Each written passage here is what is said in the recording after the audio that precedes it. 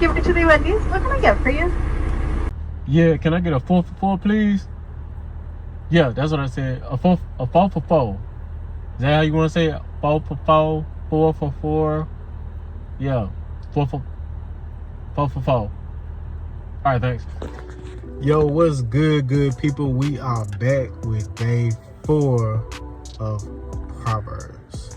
All right, Proverbs 4 talks about the wicked. The wicked are relentless. So people and things of this world are going to constantly come at you. So Proverbs 4 verse 16 says, they won't sleep until they cause you or anyone to stumble in their walk. They drink and feed off chaos, violence, and all types of catastrophic things. So wickedness, evil, it never sleeps. It's relentless. It's gonna continue to try to pull you down and drag you down. So what are you supposed to do? Stay in God's word. You gotta stay wise to the tricks of the enemy. You have to stay wise to the tricks of people, right? Because people are out to get you. The enemy's out to get you. But if you're wise and you're able to avoid these things, it's easier to navigate.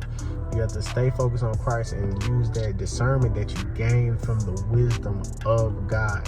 But you can only get that discernment when you spend time with God, when you read, when you learn. So don't be like the wicked. Says it simple and clean in Proverbs 4 verses 18 and 19. But the path of the righteous is like the light of dawn that shines brighter and brighter until the full day. The way of the wicked is like darkness.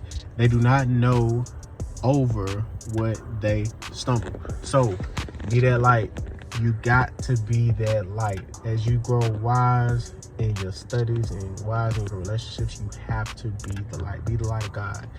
Be that light that the world needs. Be that light that your family needs. Be that light that your parents need. Be that light that your kids need. Be that light that your students need. Be that light for whoever is in your life right now, so they can see God's light shine bright through you, and so they can see Christ in you, and then they can be saved, Lord willing. But you got to be that light. You have to be that example. But you can only be that is if you be wise. You have to be wise. You got to be the opposite of the wicked. You have to be the light. You can't be in the darkness. You have to be in the light. You have to stand. And lastly, I'm going to leave you with this one.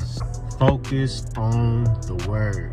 Focus on the word. It says in verse 25 of chapter 4, let your eyes look directly ahead and let your gaze be fixed straight in front of you. Watch the path of your feet, and all your ways will be established. Do not turn right nor to the left.